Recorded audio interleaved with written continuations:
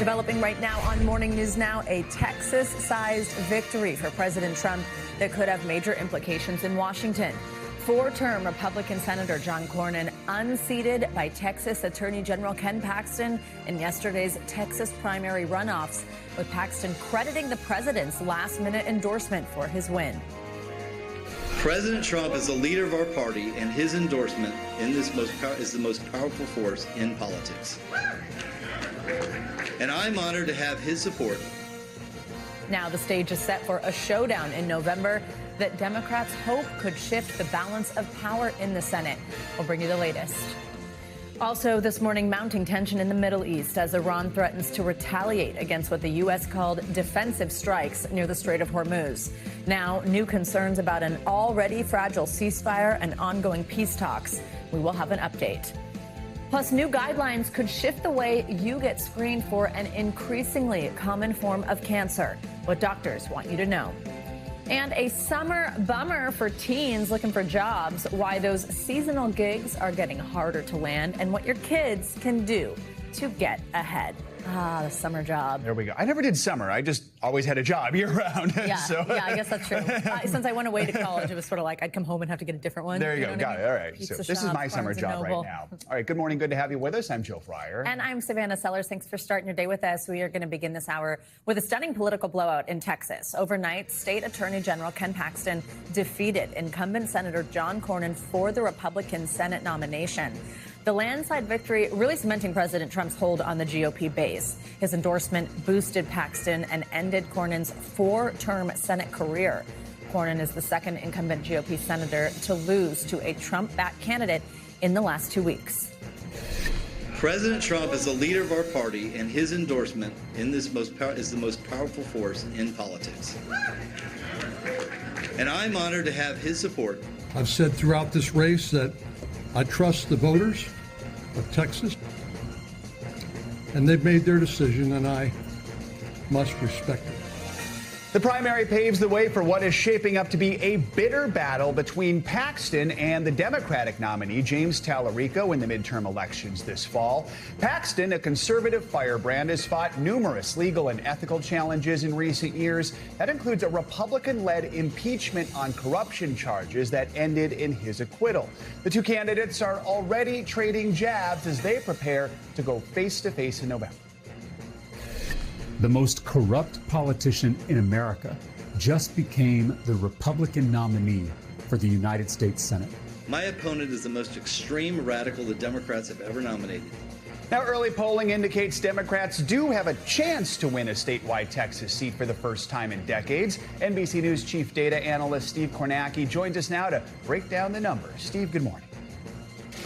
Okay, yeah, in the end, not even close. You can see where things stand as we make the call here. Ken Paxton defeating John Cornyn here. Cornyn, a four-term incumbent senator, but he did not have Donald Trump's endorsement in this race. It was Paxton who did. And what a difference, apparently, that endorsement made. Think about this. These two candidates had faced off back in March in the preliminary round here. Cornyn actually got the most votes back in March. He outpolled Paxton. Now, neither one of them had gotten a majority back then. That's why they had this runoff. But look at this, the total reversal here. Not only does Paxton leapfrog Cornyn into first place, he leaves him in the dust. And you just take a look at this map here of Texas. It's thorough. You see that Cornyn shade of red in a few places. He's winning in those places narrowly. Otherwise, it's just a sea of Paxton red here. Paxton landslides in the Panhandle, in South Texas, in East Texas, all the way out in El Paso, in West Texas, along the Rio Grande River there.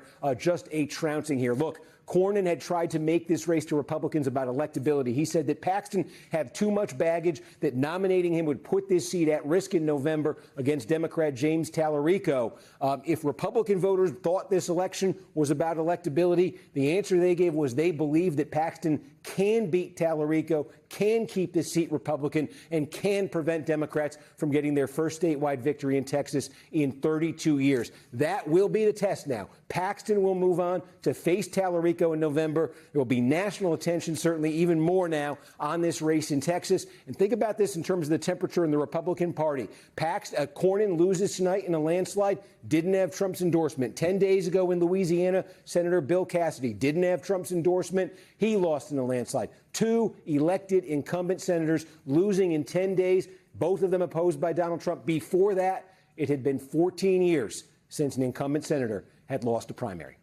All right, Steve, thank you. Well, let's stay with politics. A redistricting battle continues to play out across the country as states work to reshape congressional maps ahead of the midterms. In South Carolina, a new map pushed by the president failed to move forward. And in Alabama, a federal court blocked a new map from going into effect. At the center of all this, the Supreme Court's decision last month, to strike down Louisiana's congressional map over what the justices called an unconstitutional racial gerrymander. That decision is heavily influencing these redistricting fights led by both parties ahead of the November elections. NBC News political reporter Megan Leibowitz joins us with more on all this. Megan, good morning. So let's start in South Carolina. Bring us up to speed on why that congressional map did not move forward. Hey, guys, good morning. Yeah, this was a surprise move and a setback for President Trump's redistricting push. So the South Carolina State Senate had decided not to move forward with this new congressional map. And it comes really just days after the State House had decided to advance this map. Now, in explaining their rationale for why they decided not to move forward with this, some Republican state senators had argued that it was too late to move forward with this because early voting had already started, so they didn't want to then go ahead and redraw district maps while that was already underway. Some had also argued that this process had been rushed. Now, if that map had gone forward, then it would have eliminated the state's only majority black district, which is represented by Congressman James Clyburn. Now, Clyburn had responded to this move in a social media post, saying that, in his words, a critical number of Republicans did not believe in putting a man over the law. Today, members of the South Carolina State Senate stood up for the constitutional principles that they say they believe in. So, remember, this comes as after President Trump had been pushing Republican-led states to enact new congressional district maps in order to put Republicans at a bit more of an advantage when it comes to the midterm election this fall. And the House is expected to be very closely contested, guys. So, Megan, as we mentioned, a federal court blocked a Republican-drawn map from going into effect in Alabama. What was the reasoning there, and where does that go from here? Yeah, so this was a panel of 3 judges on that federal court who had rejected that Republican-drawn congressional district map from going into effect.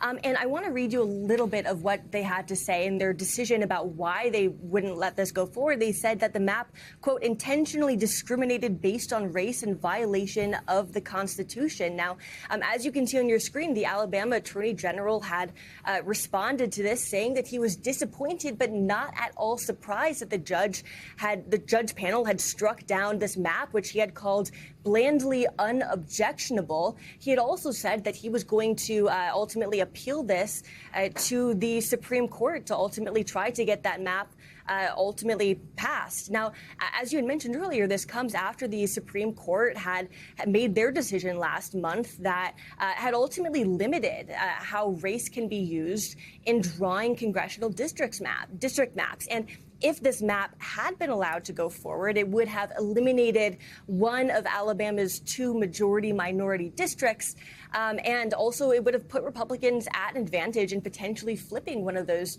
districts as well in those midterm elections this fall, guys. Megan, also, we do want to ask you before we let you go about the Justice Department's case against former FBI Director James Comey. This is where prosecutors are accusing him of threatening the president by posting this picture. It's on your screen right now. It was to Instagram. It's seashells, spelling at 8647. We got an update on the timeline for this trial. What do we know?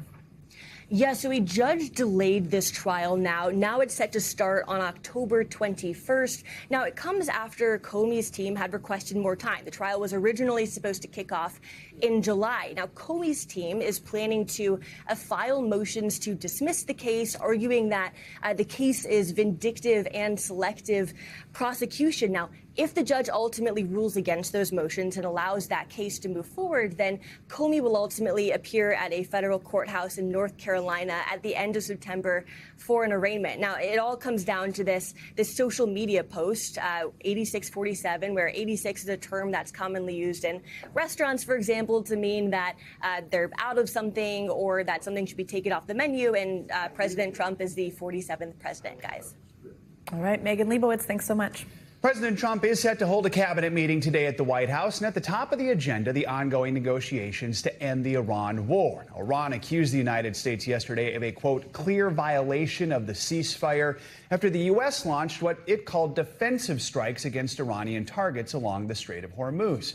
Those strikes have now threatened to disrupt the talks to end this 3-month-long conflict. NBC News Washington correspondent Alice Barr has the latest.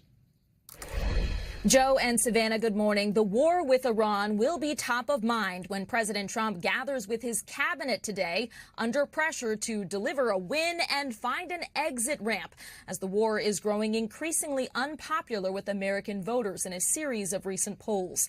And this is a precarious moment for the ceasefire with Iran after the U.S. launched fresh strikes on Monday, prompting Iran to accuse the U.S. of a, quote, clear violation of the ceasefire. Two U.S. officials said that the U.S. launched what one called very limited and very precise strikes in direct response to what they said was 24 hours of missile, drone and small boat launches by the Iranian Revolutionary Guard near the Strait of Hormuz. The officials said no U.S. aircraft were hit, but that the drones and small boats could lay mines that would threaten American ships. The flare-up in violence came just as Secretary of State Marco Rubio said that a deal with Iran could be finalized within a couple of days, with negotiations coming down to disagreement over the final words.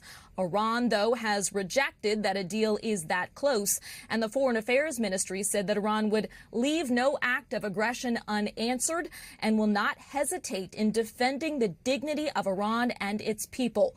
So clearly a lot on the line as the president gathers with his cabinet today. Joe and Savannah. All right, Alice, thank you. Now, the ongoing uncertainty over a peace deal that would reboot the flow of oil around the globe continues to weigh on the economy and on consumers. A new survey by the Conference Board shows that the Consumer Confidence Index fell in May to 93.1, with many people expressing concern over inflation and the labor market. It's actually the first decline following 3 months of gains. Here to discuss the report is Caleb Silver. He's Investopedia's editor-in-chief and the chief business editor of People Inc. Good to have you with us. So we know consumer confidence is down. This survey, though, also finding for folks who make more than $100,000 a year, it's actually up. So walk us through why it's down for some and up for others right now. Yeah, it's a little symptom of what we call the K-shaped economy, where the top 10% or 25% are doing rather well, given the fact that stock prices are at all-time highs, asset prices are at all-time highs, and they're not that impacted by increases in food costs and gas prices like folks that don't earn as much. So if you put all that into account, it's the fact that it's just getting more and more unaffordable for people on a lower income as prices keep rising. We were able to get some more detailed information than normal on spending habits. What did we learn? Yeah, people are pulling back on discretionary spending, and that's what you would expect at times when prices rise. When you think about things like jet fuel prices, which are increasing the price for airline tickets throughout the summer, people are going to be pulling back on that. They may pull back on vacation spending in general. So discretionary spending is where you feel it first. Then you start to feel it in staples. And we've heard from the CEOs of Walmart and other stores that folks are just not making it to the end of the month, and basket sizes when they go to checkout are smaller because they can't afford as much. So despite that, despite the fact that confidence is down, despite the uncertainty surrounding the war right now, the stock market just continues to perform well. Help us maybe understand this disconnect. Yeah, they're moving in different directions because they measure different things. Consumer sentiment is, how do we feel about the economy? How do we feel about rising prices, about the labor market? Meanwhile, over in the stock market, investors are always looking into the future, and they see future profits, especially for the tech and semiconductor companies. We have stocks like Micron and NVIDIA rising 15-20% over the past month. We've seen a huge surge in AI stocks and tech stocks leading the market again. They're the biggest stocks in the market, and as they go, so goes the stock market. It's not the same as the economy. This is about the future and about where the money and the profits are growing. The economy is how we really feel and what we're doing with our money on a day-to-day basis. All right, Caleb Silver, good to have you with us. Thank you. As always. Well, authorities in Washington state are investigating a deadly chemical tank rupture at a paper mill that has killed at least one person and left multiple unaccounted for. Officials say the nearly $1 million million-gallon tank ruptured Tuesday morning in Longview, about 45 miles northwest of Portland. Crews are continuing to search the site for the missing workers. 10 people, including a firefighter, were injured, some with chemical burns. Investigators are still working to determine what caused that rupture. And in Southern California, some relief this morning. That evacuation order was finally lifted for thousands. They were forced from their homes because of an overheating chemical tank that threatened to explode. The Garden Grove police chief announced the news last night. About 16,000 people had been displaced for more than a week over fears that tank could explode, causing widespread damage. Officials say water and a crack in the tank helped bring the situation under control. Well, cleanup efforts continued this morning in the south after a round of severe weather brought widespread damage. A tornado tore through parts of Alabama late Monday night. It was part of a system of those powerful storms that brought heavy rain and flash flooding. We will have today's forecast in just a moment from our friend Al Roker. But first, NBC News national correspondent Aaron Gilchrist has more on the southern storms. Oh, my God. Unrelenting severe weather once again unloading on the south. From an apparent waterspout ripping through a Florida beach, it's coming right at us, to this ominous funnel cloud over Alabama, where at least 3 reported tornadoes touched down. The twisters bringing down trees and blocking roads, homes completely destroyed. One even tearing the roof off a local TV station while a meteorologist continued live on air. A tornado has just gone through the station here at WDHN. Security footage appears to show one person trying to leave the building when suddenly the glass begins to shake and is sucked out by the passing twister. Dangerous flooding in Texas, stranding drivers, people jumping in to push this stuck car. Just be advised, the car's going towards the creek. We got an infant in the car. Frightening moments as first responders rush to this vehicle trapped in a swollen creek, a baby inside. Yeah, give me the baby. Cover him, cover him. And in Georgia, days of rain saturating the ground under this tree until it collapsed into a neighboring house. It sounded more like an explosion. And we came upstairs to see what was going on to the tree in the house. The cleanup continues as the region braces for more storms. Many parts of the South expecting these rainstorms and potentially thunderstorms or more severe weather to continue for at least several more days this week. Back to you. All right, Aaron, thank you. So what can you expect across the country as you step outside today? It's time for your morning news now. Weather. Al Roker has the details for us, actually from the Today Cafe at Universal Orlando. Hey, Al. Good morning from beautiful Universal Studios here in Florida.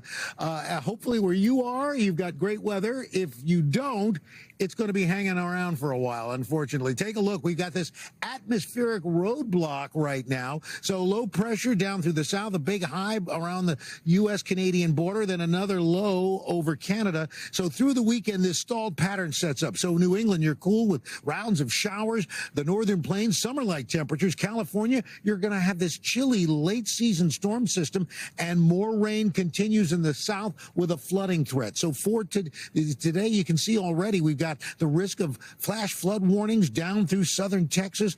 We've got flash flood watches and warnings up through the Mississippi and Ohio River valleys and down through the Gulf. This afternoon, we've got a risk for 9 million people. We're looking at wind gusts, hail, tornado risk low. That's the good news, but around the Delmarva Peninsula, it's going to be a problem. More showers and thunderstorms soaking the south today. That moves on into tonight and tomorrow. We're looking for more heavy showers and thunderstorms there.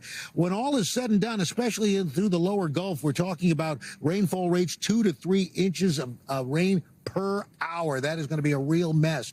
And temperature-wise, we've got cooler weather through the southern California into the southwest. We've got plenty of heat from the northern plains into New England. Then we move into tomorrow, New York, 78 degrees, nice and warm. Sioux Falls, 90. Look for temperatures in the mid-80s for Vegas, which is cooler than average.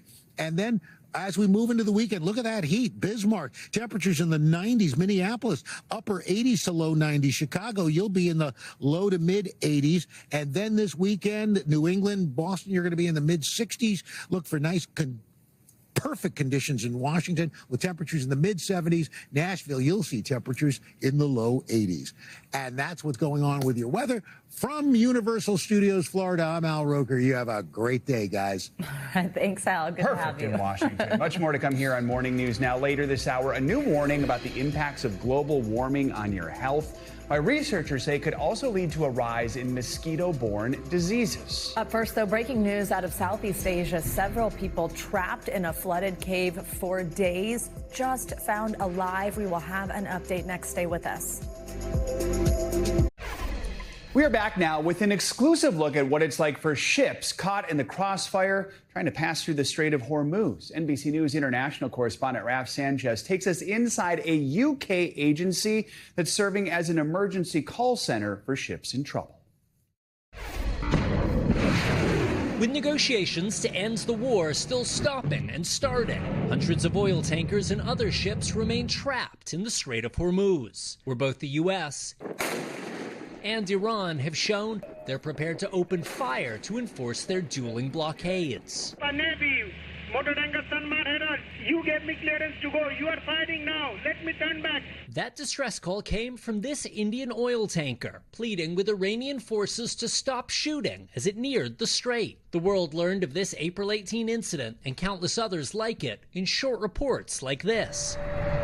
The UK Maritime Trade Operations Centre is sometimes called the 911 dispatch for ships on the high seas. What's your position currently, sir? A hotline for vessels under attack. The first thing that'll happen is the phone will ring in the corner, and that'll be answered almost immediately by one of the watchkeepers that are in here 24/7, 365. Another alert issued today of a tanker attack near Oman. You can see what appears to be a trail of oil leaking in this satellite image. The explosion under investigation. Recommended routes in and out of the region. The UK MTO can't order military ships to help, but it's in close touch with the US Navy and other allied forces about what's happening. Its reports are a key source of information for governments and oil markets monitoring the Strait of Hormuz. Do you have any armed security on board? Here, as part of a training exercise, watchkeepers simulate taking a call from a ship under attack by speedboats. The small craft was red in colour. The agency telling us this month there were nearly 900 trapped ships, with 20,000 sailors aboard. There's an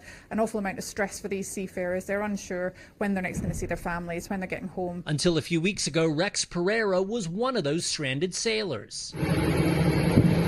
Trapped on a small tanker in the Gulf, shooting these videos of war raging around him.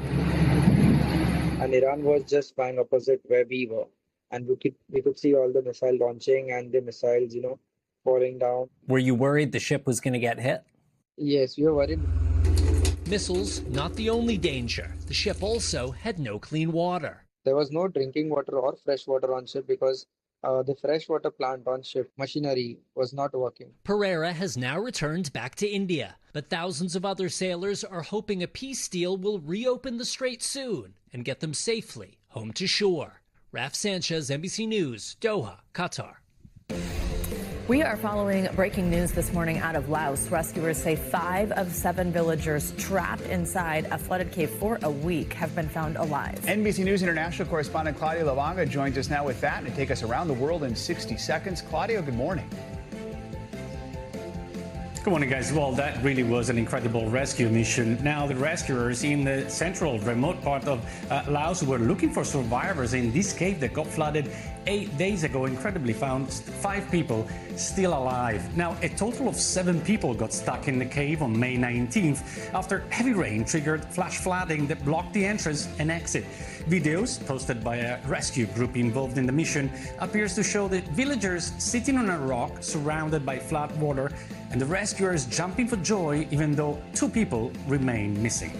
Let's go now to North Korea, where the state news agency, KNCA, reported that Kim Jong-un supervised the test launch of multiple weapon systems, including a nuclear-capable cruise missiles guided by artificial intelligence to be deployed to the border with South Korea. KNCA also said Kim called for faster efforts to modernize and strengthen North Korea's artillery forces so that no one can match it. And let's end this tour of the world here in Europe, where several countries are experiencing record-breaking heat this week. In France, 7 people died due to health problems connected with heat wave, while tennis players also struggled in the scorching heat at the French Open in Paris. In Britain, the temperature reached 95.2 degrees on Tuesday, setting the record for the highest temperature ever recorded in springtime. And in Spain, temperatures reached 104 degrees. Scientists say these extraordinary temperature spikes are caused by, of course, climate change, guys. Yeah, those clay courts are baking at the French Open, and so are the players on top of those courts. Yeah. Claudio, thank you so much. Appreciate it. Coming up on Morning News Now, new guidelines for testing for an increasingly common form of cancer. When we return, a look at those new screening guidelines that could save lives. Yeah, Dr. John Torres is in with our weekly checkup that's coming up right after the break. We'll be right back. We are back now with your weekly medical checkup. This morning, the American Cancer Society is releasing important updated guidelines for colorectal cancer screening. Plus, new research on how climate change may affect mosquito season and increase your risk of contracting a virus. Here to break down these health headlines is our friend, NBC News medical contributor, Dr. John Torres, the dancing doctor, Dr. Disaster, all the things for us. Doctor, great to have you with us as always. Let's start with these new guidelines. Really important. It could expand who gets tested when they need to. It is, and that's the reason they're putting them out, because they want everybody to go through screening tests. And they're saying things that haven't changed. 45 to 75, as long as you have 10 years left to live or expected to live for 10 more years. They say 45 to 75. They still want you to do colonoscopy. That is the gold standard for this. And it's not that big of a Bottom deal. line, yes, not that big a deal, gold standard. But they're saying they know a lot of people won't. So they came out with the Cologuard, the ColoSense, those DNA, RNA tests. They're saying those are good too, every 3 years on those. And now they added blood tests. And the blood tests aren't quite as sensitive or specific. In other words, they might miss a bit more. But what they're saying is if you're average risk and you won't do any of these other tests, it gives you something to have. And that is better than nothing. And so that's why they're adding these as well. And that's the bottom line to all this. They're trying to make it so there's really no reason not to get some kind of colon cancer screening. So we have your doctor's orders here? Yeah, the doctor's orders basically, number one, know your risk. If you have a family risk, if you self have a personal risk, if you're having symptoms of colon cancer, and that's usually, bowel changes, blood in the stool, those kind of things, then talk to your doctor about it and realize you have options. And options can even include that blood test. Let's talk about mosquitoes. I come from Minnesota, where we like to say the state bird is the mosquito. It's not, but it basically is. When we talk about mosquito season now, it's starting earlier, it's lasting longer. First of all, walk us through why that is, but then what are some of the things we can do to reduce our risk of those mosquito-borne diseases? And part of the reason this is happening is because of climate change, and because we are seeing not only does it get warmer earlier, but it gets wetter earlier sometimes too. And that standing water is what attracts the mosquitoes. A mosquito in a thimble full of water can lay up to 300 eggs. And so that's how many they can lay in just a small spot of water. What's happening here now, and that's the reasons we're talking about this, is diseases like chikungunya, which we had never heard of before in this country. It's in the Caribbean, it's in Africa, places like that. It is starting to move into this country, and we think we're going to see it here fairly soon on a high level. Zika we heard about, some of these other things, and of course West Nile is a huge thing here. So you want to be careful with mosquitoes. So what are doctor's orders for this? Well, doctor's orders are simply, number one, empty any standing water, even little divots around the trees that you might irrigate them with. Make sure you fill those in so there's no standing water. Wear long layers, and we think that light-colored clothing might help as well, so think about that. And then use repellent. DEET's on there. You can use picaridin. That's a different kind of repellent you can use, and just make sure you protect yourself and your children from any of these mosquitoes, because again, West Nile is huge here and some of the other ones are coming around the corner. I remember as a kid, we would always stand outside and I would raise my hand high, and I was the tall one, so the mosquitoes were allegedly, is that even true, or was that just like us being silly as far as like a bit being silly? But your the theory was the mosquito was supposed to go to the higher thing, and so we all stood around like this. They're attracted to smell, they're attracted to your carbon dioxide, they're attracted to a whole bunch of different things. Not to my hand up in the air. Is there anything, I know how paranoid I've made it clear about ticks, but at least with the tick, it's like you see it, you take it out, and it can be treated. When you just get a mosquito bite, you can't really do anything, or should you see a doctor just keep an eye on the bite, because every now and then bites can get infected, but as far as it transmitting some kind of disease, there's really not much you can do once you got bit, other than keeping an eye on things. And the main thing with keeping an eye on things, if you start getting all of these diseases, start off what we call flu-like illness. In other words, you're going to feel under the weather, fevers, muscle aches, those kind of things. If you're starting to feel that, especially fevers in the summer, then start thinking it might be something else and talk to your doctor. Not great treatments, but we do have some treatments we can use for these things. All right, more summer safety. This is about drownings. The American Academy of Pediatrics is out with some new guidelines here. water safety, there's such good reminders you can give us this time of year. Yeah, and water safety is paramount and super important. And some of the things you want to do to prevent drowning is, bottom line is prevent drowning, especially with kids. Fence in the pool areas. Only let them in under supervision. Don't let them run in there by themselves. Make sure you have close and constant supervision, and I'll talk on that in a minute here. And you want to end up making sure that they use some kind of life jackets or things if you're out on a boat in a lake. Now, one caution is if you're in a pool, don't have too many floaties because they can get trapped under the floaties and nobody can see them. So what are doctor's orders here? Well, doctor's orders are basically keeping a close eye on the children, making sure that somebody watches them. And I'm a huge advocate of making sure that that person watches them is a lifeguard. So 15-minute shifts between parents and adults. Make sure during that 15 minutes you're focusing on the children. Put your phones down. Don't do anything other than watching the children. And please, for goodness sake, learn CPR. Because if something happens, you want to be able to take care of them with CPR, and then just stay alert for children. Anytime you see them in the pool, it can be seconds before they end up on the bottom of the pool and have lifelong changes to their body, their health. I think another myth, too, is that can happen very silently. It doesn't have to be a scene that would call your attention. Especially if there's a cacophony of kids out there and noise, and all of a sudden there's one, the mom or dad, like, where is so-and-so? And unfortunately, they find them at the bottom of the pool. Not uncommon. And again, I can't overemphasize that have somebody watch them 15 minutes. Keep an eye on them, and please learn CPR. Designated water watcher. Exactly. Dr. Torres, thank you so much. You bet. In the wake of the Artemis II mission that captured our country's imagination, NASA is revealing new plans to build a permanent base on the moon. They include living spaces and rovers for future scientific research. The first robotic mission is expected to start this year. NBC News senior correspondent Tom Costello has more on the plans. Take a look at NASA's vision of a future moon base. Massive, potentially hundreds of square miles on the lunar surface, complete with astronaut living quarters, lunar rovers, and power stations, with the ultimate goal of heading to Mars. And we want to be in an environment where we can learn the skills so that astronauts can go and plant the stars and stripes on Mars someday. Splashdown confirmed. NASA's moon base plans come just 6 weeks after the Artemis II mission that sent astronauts around the moon for the first time in 50 years. NASA hopes to land Artemis IV astronauts on the moon in 2028. Building a moon base will come in 3 phases starting this year, eventually using drones and rovers to scout the best landing sites near the South Pole. In 2029, they'll begin assembling the moon base, including solar and nuclear power systems. Then in 2032, the first astronauts will begin living and working on the moon. Artemis astronauts will stay longer, explore farther, and conduct the kinds of science that advances exploration itself. With China also aiming to build a lunar base, NASA plans to establish a perimeter around the American base. The timeline here is very ambitious, and NASA will need to learn and react fast and mitigate the risks, including from long-term radiation exposure on the moon and the micrometeorites that shower the moon on a regular basis. Back to you. All right, Tom, thank you. Welcome back. The Oklahoma City Thunder are now just 1 win away from a return trip to the NBA Finals. They clapped back at the San Antonio Spurs last night, 127-114, to win Game 5 of the Western Conference Finals. The win gives OKC a 3-2 lead in the best-of-7 series. Spurs star Victor Wembanyama was held to a series-low 20 points in that loss.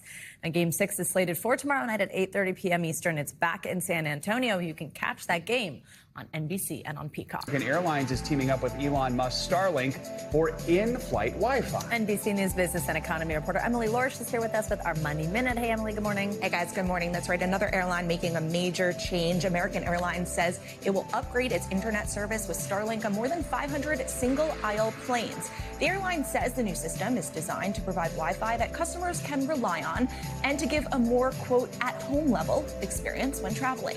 The rollout is expected early next year and comes as airlines compete for customers seeking premium offerings. Over on Spotify, the streaming giant facing backlash following its announcement last week that it's partnering with Universal Music Group for a new feature that will let users use AI to create remixes and cover songs. Now, one of Spotify's CEOs is defending the move, telling the Financial Times there's AI, quote, slop out there, and that the company wants to be the, quote, one that's controlled. The debate over AI will likely get more heated as more streaming and record companies lean into the technology. And recent surveys are showing just how essential different factors are in not only feeling connected, but also younger adults' sense of economic opportunity. With fewer younger people saying they regularly engage with their neighbors compared to years past, according to the American Enterprise Institute, researchers say that lack of community can contribute to people feeling less equipped to navigate financial challenges. Fortune magazine, which knows a bit about making money, saying the dynamic is hampering Gen Z and millennial upward mobility. I have to say, though, guys, I have a group chat with all my neighbors. I think, yeah, contrary to, I think, most people these days, I feel like people kind of stick to their own business. But I mean, I moved in and we made a group chat and it's so helpful. There was even something recently happening. Everyone's letting everyone else know what's going on. I love my neighbors too. Yeah. And now it will help your upward mobility. Yeah. So there you go. That's what I was thinking. When we made the group chat, we were like, let's think about our financial stability here. That doesn't literally mean moving up in your apartment building, does it? No. Okay. Unfortunately. I mean, that's nice Literal too, upward mobility, but that'd be nice too. All right. Thanks, Emily. Appreciate it. Finally, this hour, we are spotlighting a new program that's helping adults with autism land coveted jobs in fine dining. Today, co-host Carson Daly shows us how it's benefiting people both in and out of the kitchen. For adults on the spectrum, like 27-year-old Joe Valentino,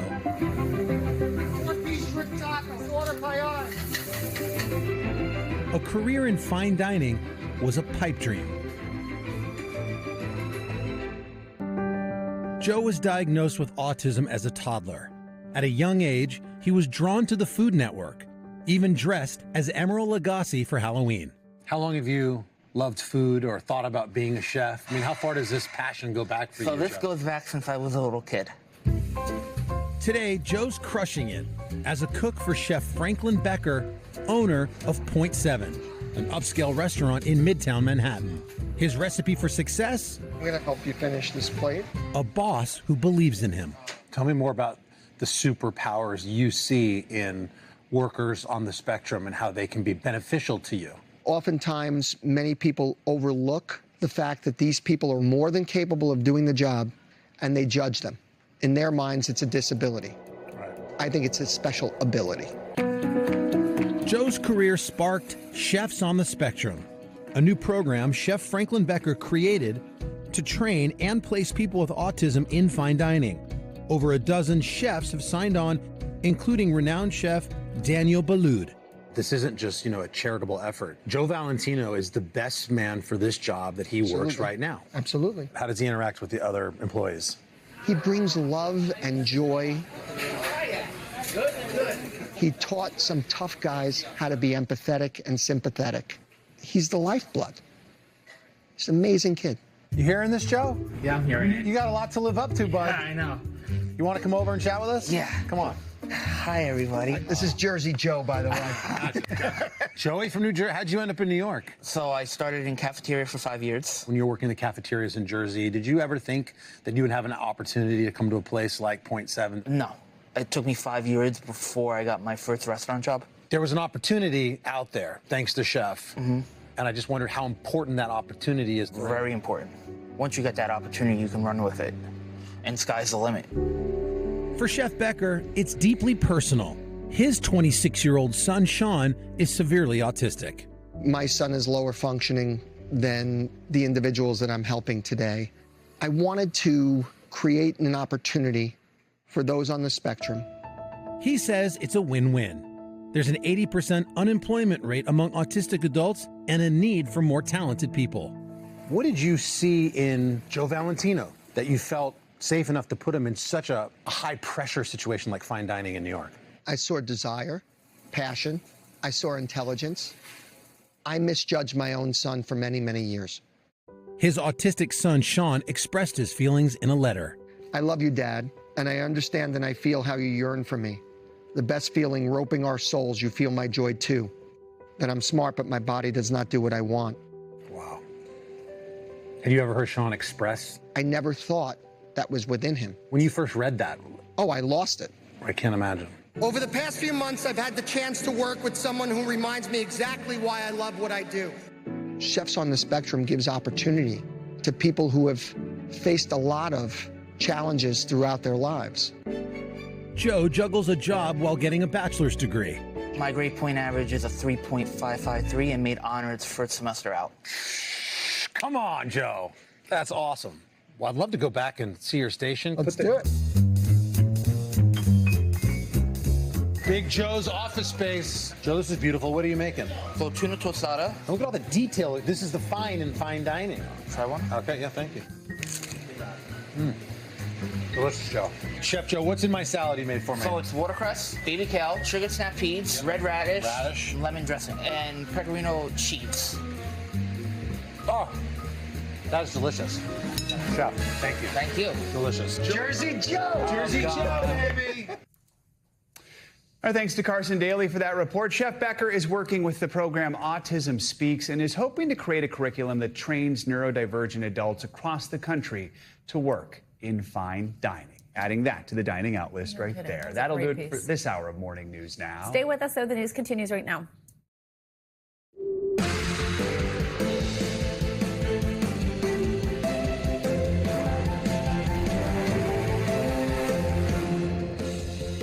Good morning. Thanks for kicking off your Wednesday with us. I'm Savannah Sellers. I'm Joe Fryer. Right now on Morning News Now, war of words. President Trump slated to meet with some of his closest advisors at the White House this morning.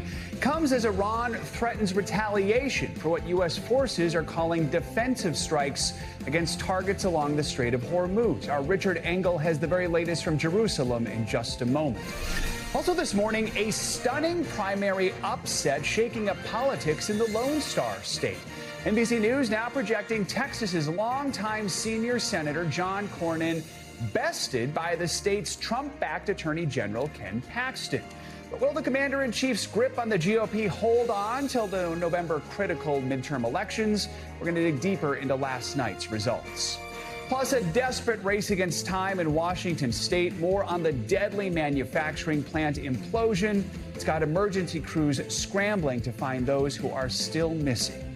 And the next giant leap. Later in the hour, we're going to take you inside NASA's moonshot plan to set up shop right on the lunar surface permanently, all as early as this year. I'm already trying to scope out some properties, see if I could, where to put the yard, doghouse maybe, how you're gonna go all back and those forth. things. Exactly. Yeah. Transit's very important. Good to have you with us. Let's begin this hour with that stunning political outcome in Texas overnight. State Attorney General Ken Paxton, who was endorsed by President Trump last week, defeated the incumbent Senator John Cornyn for the Republican Senate nomination. The race really seems to cement President Trump's grip on the GOP base as we look ahead to the critical midterm elections this November. NBC News correspondent Ryan Chandler is in Austin, Texas, with more on this race. Hey, Ryan, good morning. Savannah, Joe, good morning. $130 million. That's how much this Republican primary alone cost in the state of Texas. Most of that went toward supporting Senator John Cornyn, but it was Ken Paxton who proved last night the most valuable currency in Republican politics is probably the support of President Trump. Yesterday, we sat down with Senator Cornyn here in Austin. Overnight, President Trump's pick toppling another sitting Republican senator, setting the table for a record-setting duel in Texas. Tonight, we just sent a Texas-sized message to Washington. State Attorney General Ken Paxton's resounding win in the Texas Republican Senate primary, ending the 4-decade career of senior Senator John Cornyn. I've said throughout this race that I trust the voters of Texas, and they've made their decision, and I must respect it. Paxton calling the president's backing critical to his victory. When everyone in Washington told him to abandon me and abandon the people of Texas, he didn't listen. His endorsement in this is the most powerful force in politics. Trump had called Paxton a, quote, true MAGA warrior and said Cornyn was, quote, not supportive of me when times were tough. Cornyn is now the second incumbent GOP senator to fall to a Trump-endorsed challenger, setting up a bruising battle between Paxton and Democratic nominee James Tallarico this fall. with the two trading attacks overnight. My opponent is the most extreme radical the Democrats have ever nominated. The most corrupt politician in America just became the Republican nominee for the United States Senate. Paxton has fought legal and ethical challenges for years, impeached on charges of corruption and bribery in 2023, but later acquitted in the state Senate. He's also facing a high-profile divorce from State Senator Angela Paxton on what she called, quote, biblical grounds. Democrats now see a real chance to win a statewide Texas seat for the first time this century in what could be the most expensive Senate race ever. We sat down with Cornyn before his defeat, with the senator warning Paxton could jeopardize the GOP's grip on the state. I've spent most of my adult career trying to build the Republican Party in Texas to what it is today, but a scandal-ridden candidate like Ken Paxton, with all the baggage that he brings, puts all that at risk. Still, though, Senator Cornyn reiterated he does expect his party to unify come November, warning it's going to be a very competitive race, and he does intend to support the Republican nominee. All right, Ryan, thank you. This could be a critical day in the efforts to end the 3-month-long conflict between the U.S. and Iran. Iran has accused the United States of violating a ceasefire and is now threatening retaliation. This week, the U.S. launched what it said were defensive strikes against Iranian threats along the Strait of Hormuz. NBC News chief foreign correspondent Richard Engel has the latest from the Middle East. We have been in this position for quite some time now, with peace negotiations starting and stalling. But now we seem to be entering into crunch time, with negotiators having departed from Qatar and this entire region waiting for the outcome of President Trump's cabinet meeting on Iran today at the White House. Iran released new footage overnight of what it claims are its air defenses firing at American drones and a fighter jet in an incident that nearly broke the fragile ceasefire with Washington. It is impossible to independently verify what this state media footage shows or when it was from. Iran's president described it as a military victory for Iran, while the U.S. said it responded with strikes. The escalation coming as delicate negotiations on the war are ongoing. Trump administration officials say a framework deal could be reached perhaps this week. A U.S. official tells NBC News the framework would see the ceasefire extended for 60 days, open the Strait of Hormuz, and initiate talks on Iran's nuclear program. But nothing seems set in stone. Vice President J.D. Vance telling NBC News in a new interview that he is, quote, extremely hopeful that a deal would include Iran's agreement not to develop a nuclear weapon, but says a more difficult question is having the confidence that Iran won't violate the deal in the future. The deal is also facing last-minute resistance from members of the Israeli government, who worry it won't limit Iran's missile program or its support for militias in the Middle East. While an Iranian official this morning said the agreement would also stop the war in Lebanon, Prime Minister Netanyahu says he plans to intensify Israel's military campaign against Hezbollah in Lebanon, where a U.S.-backed ceasefire is not being respected by either side. And fighting in Lebanon is already intensifying, with Lebanese officials today saying at least 31 people have been killed in recent Israeli strikes. All right, Richard, thank you. Well, President Trump is gathering his full cabinet today for a meeting at the White House. On the table, of course, the latest on the war in Iran and those ongoing negotiations to try to end it. Also, though, the economy and new regulatory relief for small businesses. Yesterday morning, a White House official said the president was planning to hold the cabinet meeting at Camp David. Then later in the day, President Trump canceled that plan, moving the meeting to the White House. In a post to Truth Social, Mr. Trump said the trip was scrapped, quote, based on the possible bad weather conditions. NBC News chief White House correspondent Garrett Hake joins us from the White House with more on what to expect. Garrett, good morning. So President Trump often leaves the White House, but rarely does he go to Camp David in either of his presidential terms. So tell us more about this property, its history, and why it would have been significant for the president to actually have a cabinet meeting there. Yeah, as a man who spent most of his life as a New York City resident, Donald Trump, not exactly a campsite in the woods kind of guy, but the presidential retreat up in Maryland is particularly good for meetings that you want to have away from the public eye. A lot of presidents have used it to host peace summits and foreign leaders sometimes if they want to get away from the spotlight that comes with being in Washington. The president's decision, though, to reverse what would have been a short sort of trip up the mountain today and instead have that cabinet meeting here in front of the pool suggests this was not necessarily a meeting he wanted to have private, maybe just a change of setting. Regardless, we will see this cabinet meeting get underway around 11 o'clock today here at the White House. And Garrett, let's go through some of those issues that we expect to be on the table today. Yeah, look, I mean, I think the key one, as you mentioned, will be Iran. The president has been kind of all over the place on his social media posts about the status of what could be a peace deal, what could be a deal to extend the ceasefire. He's posted a lot about it, but hasn't really said much about it in front of the cameras since that deal started to bubble up on Saturday. This will be the first time we'll hear from him and also from Pete Hegseth, the defense secretary, some of the other key players on that issue. Also, late Friday, you'll recall, we were expecting to perhaps hear about an executive order on AI. That's been a main topic for this White House for months now. That did not come to fruition then. The president still said he had issues with it. I think that could potentially be a topic today. So those are really the two things I'm watching. But if we've learned anything from the 10 cabinet meeting we've seen so far that sometimes go as long as 2 hours, really everything is on the table. Yeah, we've also seen some shakeups in the president's cabinet recently. So far, 4 members, notably all of them women, have resigned or they've just been ousted from their posts. Just last week, the latest was Director of National Intelligence, Tulsi Gabbard. She said she was resigning because of her husband's illness. Do we know if she's going to be at that meeting today? We don't. This is sort of a toss-up. Gabbard's resignation isn't technically effective until the end of June, but she also didn't attend the last cabinet meeting before this one, long before she'd announced the resignation was coming.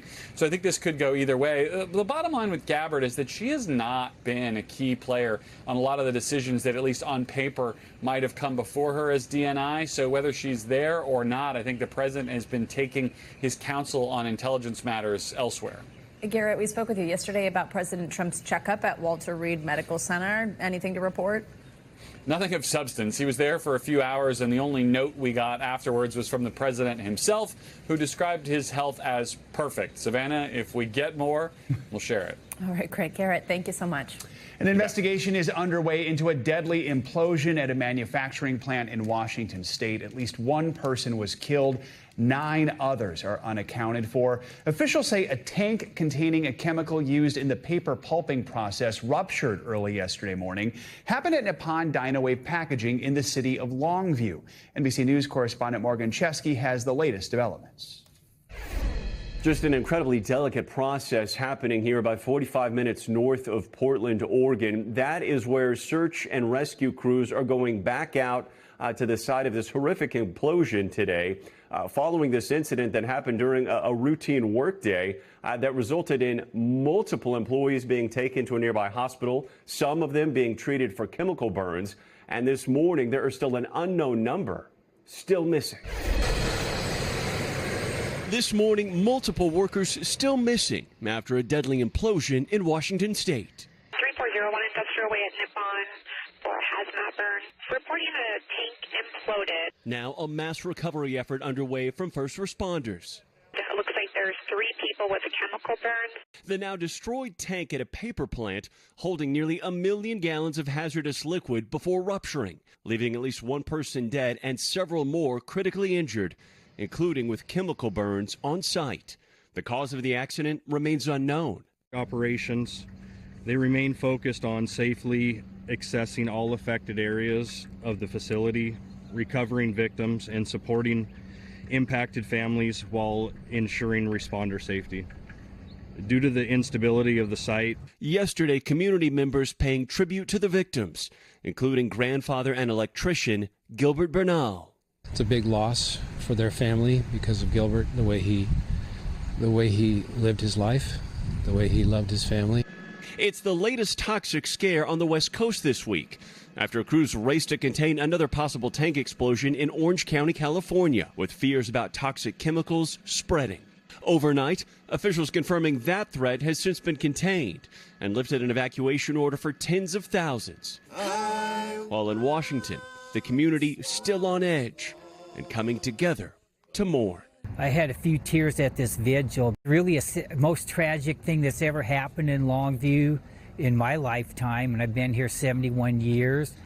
And it really is tough to overstate the impact this is having on the surrounding community. We know that the search and rescue teams being dispatched to that site today likely have family members or friends that are among those still missing. So the mission there, incredibly emotional.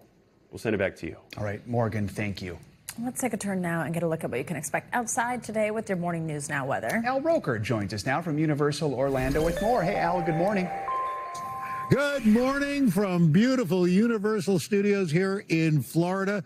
Hopefully where you are, you've got great weather. If you don't, it's going to be hanging around for a while, unfortunately. Take a look. We've got this atmospheric roadblock right now. So low pressure down through the south, a big high around the U.S.-Canadian border, then another low over Canada. So through the weekend, this stalled pattern sets up. So New England, you're cool with rounds of showers. The northern plains, summer-like temperatures. California, you're going to have this chilly late-season storm system, and more rain continues in the south with a flooding threat. So for today, you can see already we've got the risk of flash flood warnings down through southern Texas. We've got flash flood watches and warnings up through the Mississippi and Ohio River valleys and down through the Gulf. This afternoon, we've got a risk for 9 million people. We're looking at wind gusts, hail, tornado risk low. That's the good news, but around the Delmarva Peninsula, it's going to be a problem. More showers and thunderstorms soaking the south today. That moves on into tonight and tomorrow. We're looking for more heavy showers and thunderstorms there. When all is said and done, especially through the lower Gulf, we're talking about rainfall rates 2 to 3 inches of rain per hour. That is going to be a real mess. And temperature-wise, we've got cooler weather through the southern California into the southwest. We've got plenty of heat from the northern plains into New England. Then we move into tomorrow, New York, 78 degrees, nice and warm. Sioux Falls, 90. Look for temperatures in the mid-80s for Vegas, which is cooler than average. And then as we move into the weekend, look at that heat. Bismarck, temperatures in the 90s. Minneapolis, upper 80s to low 90s. Chicago, you'll be in the low to mid 80s. And then this weekend, New England, Boston, you're going to be in the mid 60s. Look for nice perfect conditions in Washington with temperatures in the mid 70s. Nashville, you'll see temperatures in the low 80s. And that's what's going on with your weather. From Universal Studios, Florida, I'm Al Roker. You have a great day, guys. You too, Al. Thank you so much. Later today, the final defendant convicted for their role in the death of Matthew Perry will be sentenced. It has been nearly 3 years since the Friends star's accidental overdose and drowning. Perry's family is hoping this is an important final step in the search for justice. NBC News correspondent Camila Bernal joins us now with the latest. Camila, good morning. Hey, Joe, good morning. So this hearing will be the last and likely the most difficult for Matthew Perry's family. They have known his personal assistant, Kenneth Iwamasa, for 25 years. And he even spoke at the funeral. They say they trusted him to help Perry in his fight against addiction. And instead, it was Perry who paid the price. This morning, the final sentencing over the death of Matthew Perry as his family pushes for accountability. We miss Matthew dreadfully, of course. And fans mourn the beloved Friends star. I'm not great at the advice. Can I interest you in a sarcastic comment? Today, Kenneth Iwamasa, Perry's personal assistant, will face a judge in Los Angeles. Iwamasa pleaded guilty to conspiracy to distribute ketamine causing death as part of a plea deal. The prosecution now asking for 41 months, saying that rather than help Mr. Perry maintain sobriety, Iwamasa became his enabler and drug supplier. Documents show that on the night Perry died, Iwamasa, who was making $150,000 a year as Perry's assistant, injected Perry with the fatal dose of ketamine, prepared the jacuzzi, and left the house to run errands, later returning to find him dead. Then, according to prosecutors, he cleaned up the scene, deleted digital evidence, and lied to investigators to cover his crimes. Iwamasa was the first of 5 defendants to plead guilty and cooperate with authorities, helping them in the investigation against the others, including 2 doctors. The defendants receiving sentences ranging from 3 years probation to the 180 months given to the so-called ketamine queen. But it's Iwamasa who Perry's family said they feel betrayed by. His mom writing to the judge, Matthew trusted Kenny. We trusted Kenny. Kenny's most important job, by far, was to be my son's companion and guardian in his fight against addiction. And the importance of that support, a sentiment the family had previously shared with Savannah. When people are leaving a recovery center, we want to take them by the hand and help them get through that time until their brain is finally able once again to say, yeah, I'm okay. And Iwamasa's defense saying that Iwamasa was an employee and that he acted at Perry's direction rather than his own discretion. But prosecutors argued that when he was hired, he was aware of Perry's struggles with addiction and could have called family members or medical professionals for help. Joe. All right. Camila, thank you. Much more to come on this hour of Morning News Now. We are watching your health with the simple blood test that could end up saving lives as cases of colorectal cancer continue to rise across the board. First, though, after the break, the race to contain Ebola's spread taking root right here in America. The new screening measures that might soon greet airport travelers arriving from Central Africa. Stay with us. We're back with the latest on the Ebola crisis. The CDC is now ramping up screening efforts here in the U.S. as officials work to prevent the virus from spreading. An internal email obtained by NBC News shows the acting CDC director recruiting staff agency-wide to help with airport screenings. Comes as the head of the World Health Organization travels to the Democratic Republic of the Congo. Officials there are racing to contain the outbreak. NBC News international correspondent Molly Hunter has the latest. Frustrated crowds bang on the windows, shouting at the Ebola response teams arriving in SUVs at the Rampara Health Center. We want our colleague's body. Ebola doesn't exist, some shouted. Misinformation and skepticism in science is widespread here.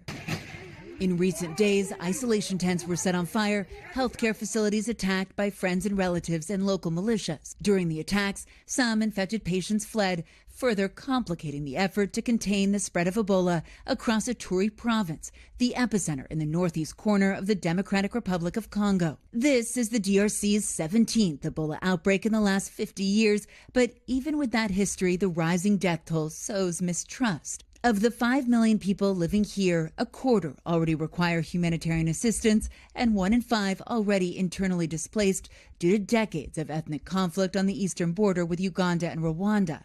People are really traumatized by the war, the insecurity, and now the disease, a local church leader tells us, asking for anonymity for fear of retaliation. We hope aid arrives quickly, he says, because if Ebola enters one of the many refugee camps, it will be a catastrophe. Humanitarian aid is arriving, but not quickly enough, according to organizations on the ground, the global response still ramping up. Volunteers are on the front line in hazmat suits, supervising safe burial practices, a dangerous transmission point, experts say, and Congolese Red Cross workers going door to door, sharing information about how Ebola is spread. We need to ensure a coordinated approach to this, filling the gaps, making sure that the needs are covered, but we cannot also forget the underlying conditions that were already here. Underlying conditions that make this rare strain of Ebola harder to contain than previous outbreaks. The WHO's Director General is on his way to the DRC today with a stark warning to African leaders. At the moment, Dr. Tedros said, the epidemic is outpacing us. Unlike the more common Zaire strain, there's no treatment, no vaccine, and it comes at a moment when international investment in global health, including from the United States, is significantly down. For the health sector in 2025, there was a 70% decrease into the international assistance. Health officials like the WHO's Dr. Anne Ancia, who works in the DRC, says they're playing catch-up. The virus likely circulated for weeks before the outbreak was declared. We don't yet know the full extent of the outbreak. And now it is very difficult. We're running behind the outbreak. We're not yet, trying to control it. Still working to break the chain of transmission, a massive challenge in an already unstable region. Molly Hunter, NBC News. All right, well, now we've got a major update in the fight against colorectal cancer. For the first time, the American Cancer Society is recommending a blood test as a screening option. It's a move designed to get more people screened as colorectal cancer cases continue to rise especially in younger adults. Joining us on this is NBC News medical reporter Erica Edwards. Erica, good morning. So first off, what is this blood test? How's it work? And why is this addition to the guidelines such a big deal? Yeah, good morning. So the blood test is called SHIELD. It's made by a California company called Guardant Health, and it works by detecting tiny DNA fragments released from cancerous tumors in the blood. It was approved by the FDA in 2024, and now it's become the first blood test to screen for colorectal cancer from a major organization, the American Cancer Society. And the hope is that it will greatly expand the number of people who get screened for colorectal cancer. Only about a third of Americans eligible to get screened do so, and we certainly know that cases have been rising in recent years. Joe, Savannah. A lot of people are wondering just how effective this SHIELD blood test is. Is it something you could think of as an alternative to a colonoscopy? Yeah, so this is not an apples to apples comparison. Colonoscopy remains by far the most preferred method of colorectal cancer screening. That's because doctors can find spots before they actually become cancerous and remove them right on the spot. Now, studies have found the SHIELD blood test is about 83% effective in detecting colorectal cancers, and it's meant to be done every 3 years as opposed to about every 10 years of colonoscopy. Joe, Savannah. Who should ask about it? And is insurance going to cover this? So anyone who's approaching their 45th birthday should start preparing for screening. That's the age when it's recommended for people at average risk. And the test may actually be expensive, up to $900. And it's unclear whether insurance will pay for it. The U.S. Preventive Services Task Force, a group that's really influential in whether insurance companies pay for drugs and procedures, that group has not weighed in on this just yet. You mentioned the statistics of just how many people are getting their colonoscopies and are not getting their colonoscopies. So for people who are watching at home, just what's the big takeaway here for those who've been putting off that screening? Yeah, the big takeaway here is that the options to get screened for colorectal cancer are widening. And while the blood test isn't as effective as colonoscopy, it's certainly better than nothing. More than 108,000 new cases of colon cancer, nearly 50 new cases of rectal cancer will be diagnosed in the U.S. this year. Whatever screening you get, it should start by age 45, guys. Erica, I think such an important thing to remember as we're having this conversation, though, is like, let's just remind people, colonoscopies, they're not that bad. And if you're being recommended to get one, you should do it. It's a 2-day prep. Usually it requires taking a day off of work, but it's painless. You get a good nap and a really good screening. Yeah, exactly. Exactly. It's not that big of a deal. Erica, thanks so much. Coming up, it is a much different kind of fight hitting the grounds at the White House. Yeah, after the break, we've got new images of that massive UFC arena that's now under construction right on the South Lawn, and the controversy swelling over who gets ringside seats. That is next. Stick with us.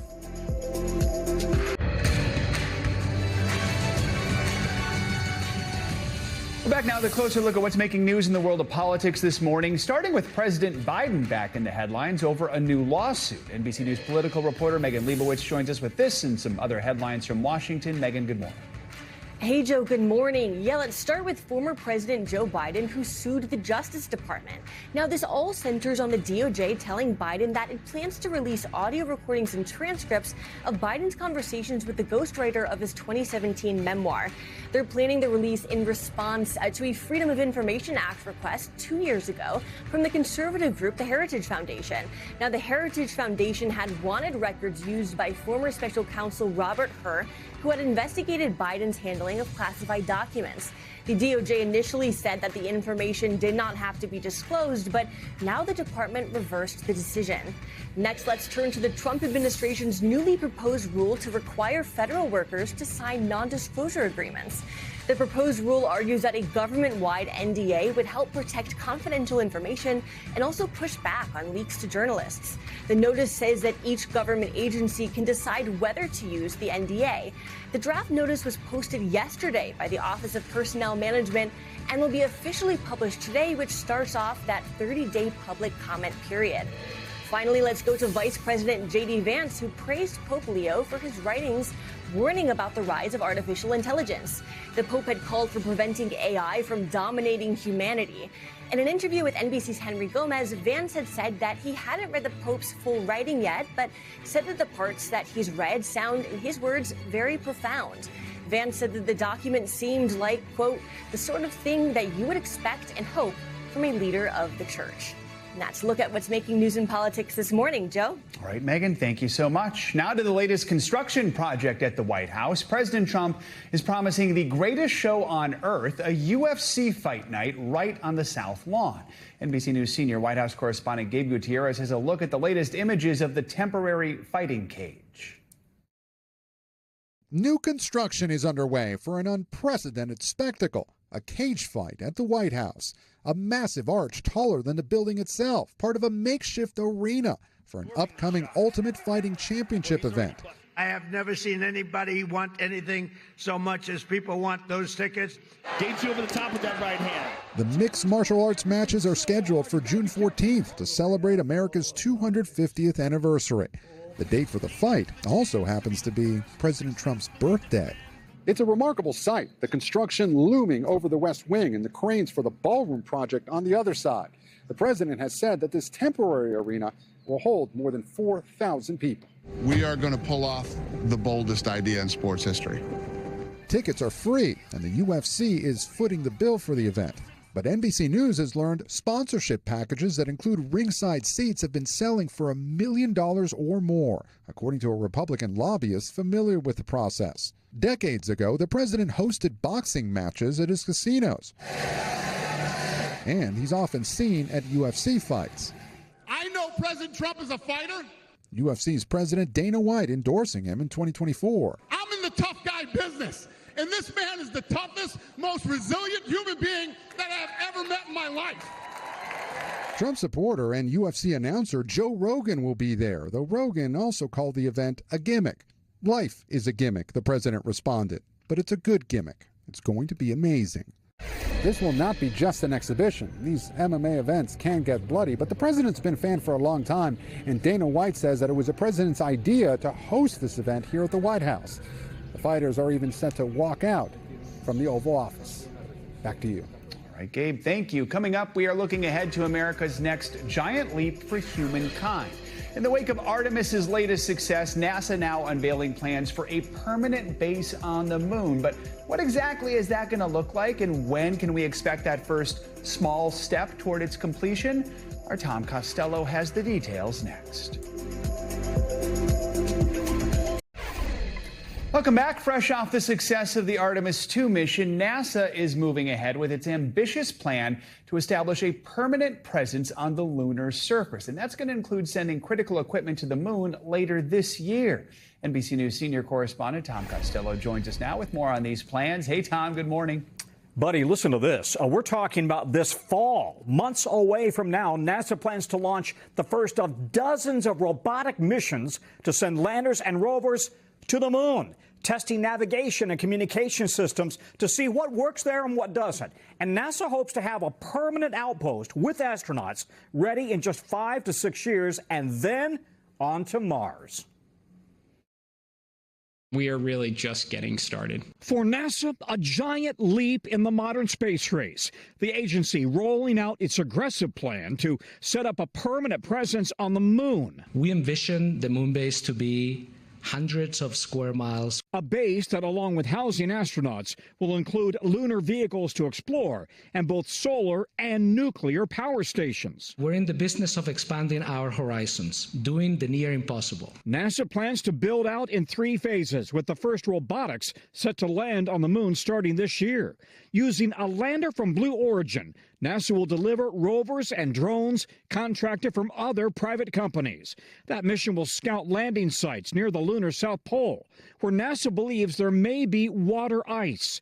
By 2029, the actual base will start to take shape, with the first astronauts set to live and work on the moon by 2032. We want to learn, we want to experiment, and we're going to build on the knowledge. Among the challenges for a permanent human presence on the moon, exposure to radiation, temperatures that can vary dramatically, and micrometeorites constantly raining down. The crew health is always, their safety is our number one concern. NASA Administrator Jared Isaacman says the ultimate goal actually is far beyond Earth and the moon. That will be necessary for when we send astronauts to Mars, plant the stars and stripes, build the outpost there, and then be able to bring them back home safely to tell us about it. The ambitious new timeline coming just weeks after the Artemis 2 crew returned from their record-setting flyby. There's a nice crater right at the South Pole. Mission specialist Christina Cook shared on Today that their journey and future NASA missions are all part of answering a more existential question: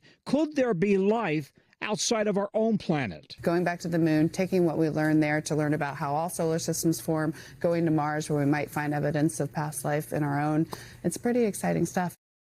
Yeah, it really is exciting. Okay, listen, I need to update you on one piece of the timeline here, because next year, Artemis 3 will essentially loop around the Earth, not the moon, testing docking procedures with future lunar landers. And then separately, they want to land humans on the moon in 2028. But that's kind of almost a separate mission from building out the space station, Joe. Wow, but that is coming so quickly here. So, Tom, we know SpaceX has been a major contractor in recent years for NASA, but the agency didn't mention SpaceX in these plans, right?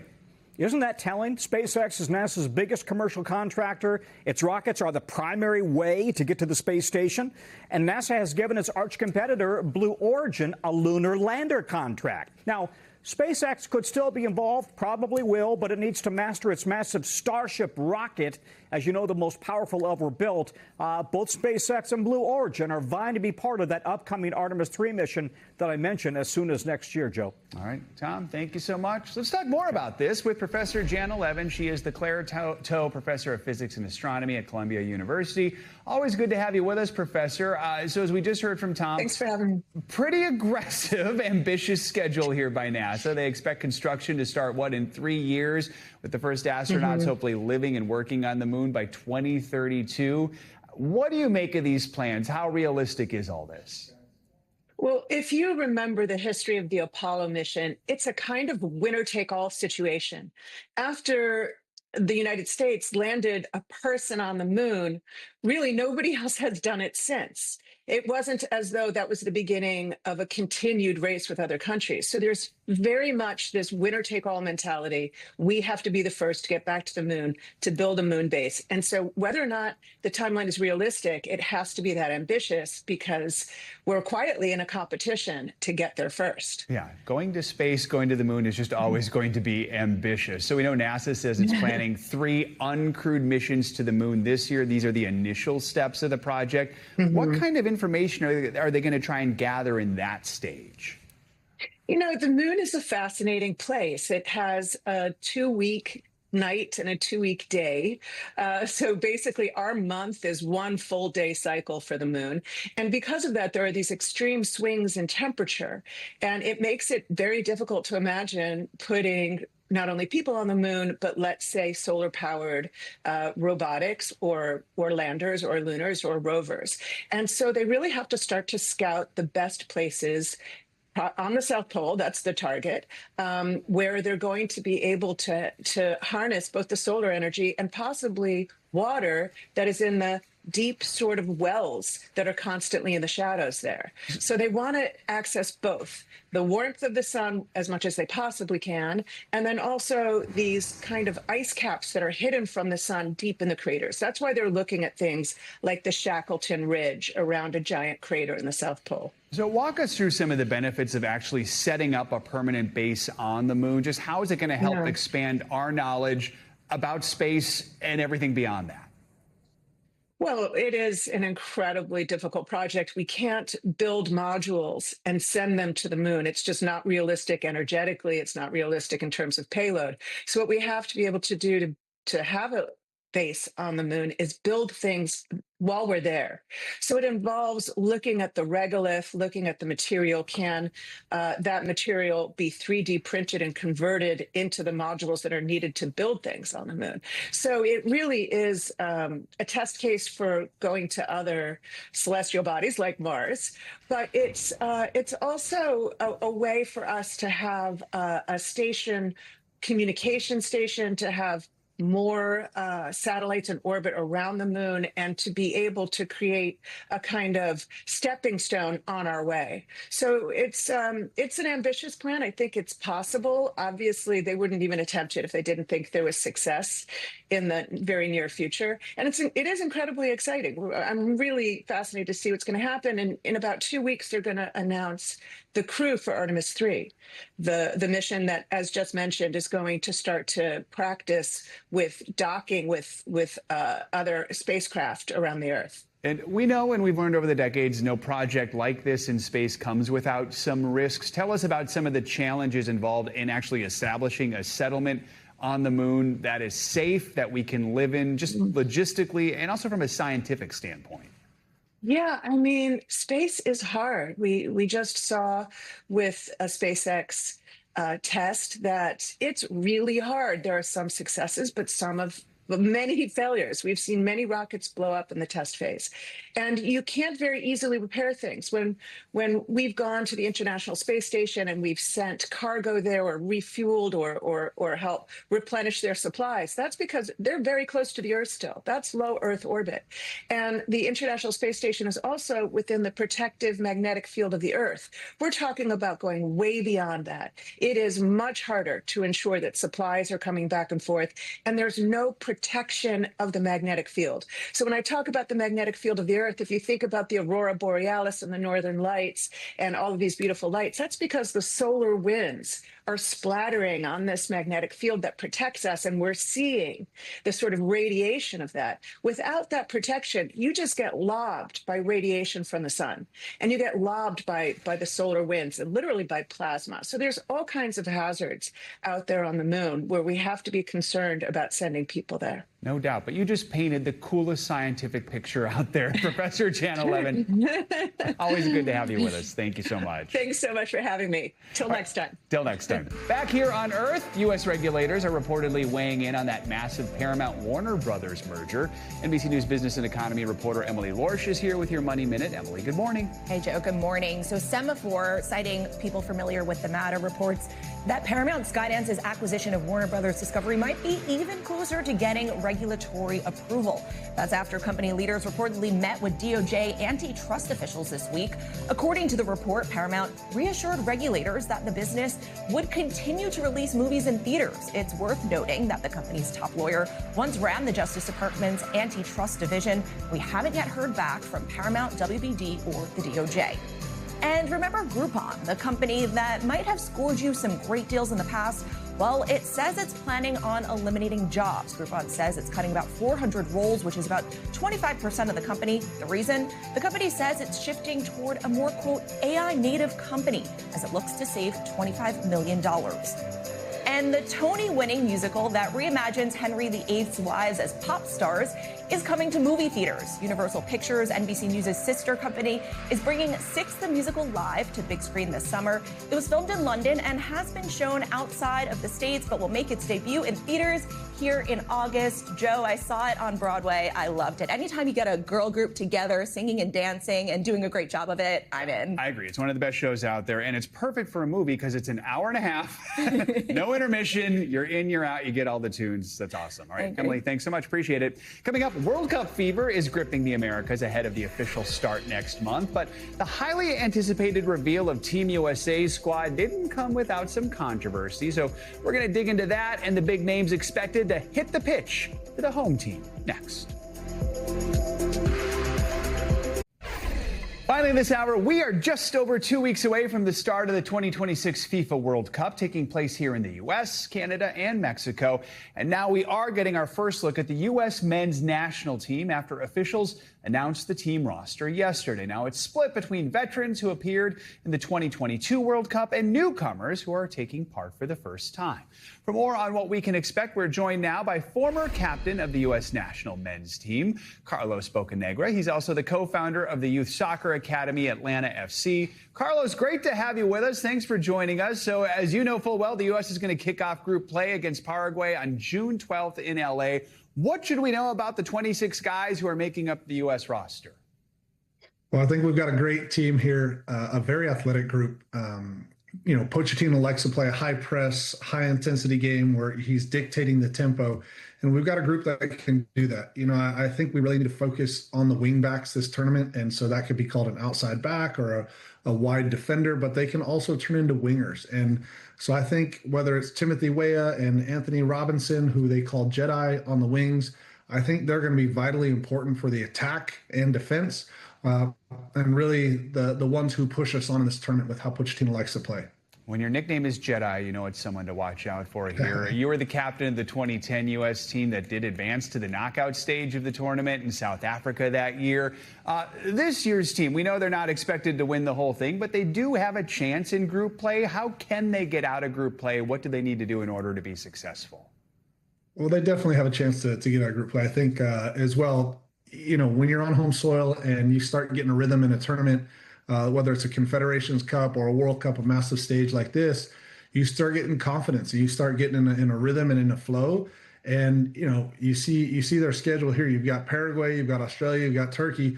3 pretty tough games as far as, I don't see like a weak team per se in that group, but definitely games we can win. And when you go that, then you get to the knockout rounds. We need to get a win in the knockout round. We need to get and then advance past that. And, quarterfinal, semis, anything can happen. In 2002, the team was a handball that was not called on the line against Germany, away from, advancing past that round. So it's not something that's out of the question, but it's something now the United States men's national team, the expectations are getting out of the group every time. That's just standard. We've raised the bar. They have the quality. They have the ability. So can they come together as a team quickly and win some knockout games? This is the first time the World Cup's taking place here in the States in more than 3 decades. I know I bought tickets to a game at MetLife, not because I'm cheering for either team, because I want to experience it. So what should fans know about the experience of the World Cup?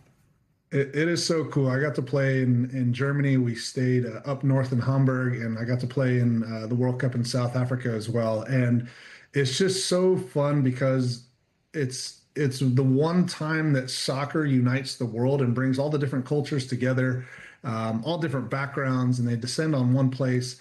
And it's a big party for the summer. And it's something that I think the other sports don't have, and that's something special about soccer. But everybody puts their differences aside and rallies around the sport of soccer, and it makes for a really, really fun month of festivities. We know we need that right now. We know we had a thrilling World Cup final in 2022 between Argentina and France, went into penalty kicks to determine the winner. Who do you think are the favorites this year? I think you've got to continue to go with the Argentinas, the France, the Spain. I think Brazil in a tournament on this side of the world. The temperatures, I think, are going to play a part in that. I think you have some sleeper countries like maybe Mexico, who's very ball dominant. They're clearly used to playing here in the United States. They have a big fan base here in the United States.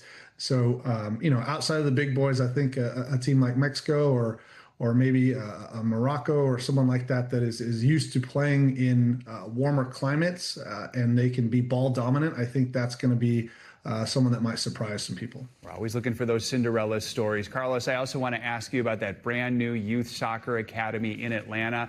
It focuses on player development. So walk us through what we should know about your new endeavor and just why it matters so much to you. Yeah, thanks. We started it here in Atlanta, but we're trying to change the culture of youth soccer in the United States. So ultimately, we want to be in that conversation to win the World Cup. And that starts at the youth level. That starts with the coaching, the environments, and really the culture.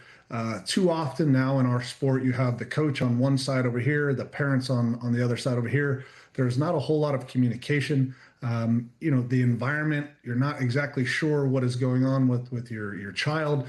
And so, we want to bring the parents along on the journey. We're going to give our training sessions to the parents after each practice. We liken it to when you go to a math tutor. You go to a math tutor, you kind of want to know what your kid has done in there, what they're learning about. You can follow along. You're part of that journey.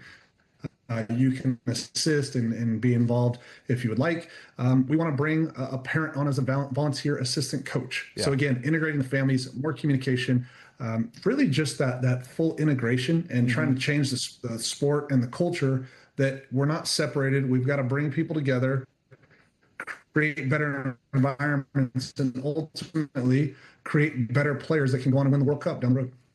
Awesome message. Carlos Bocanegra, thank you so much for joining us. We really do appreciate it. That is going to do it for this hour of Morning News Now, but don't go anywhere. The news continues right now. We thank you for watching. And remember, stay updated on breaking news and top stories on the NBC News app or watch live on our YouTube channel.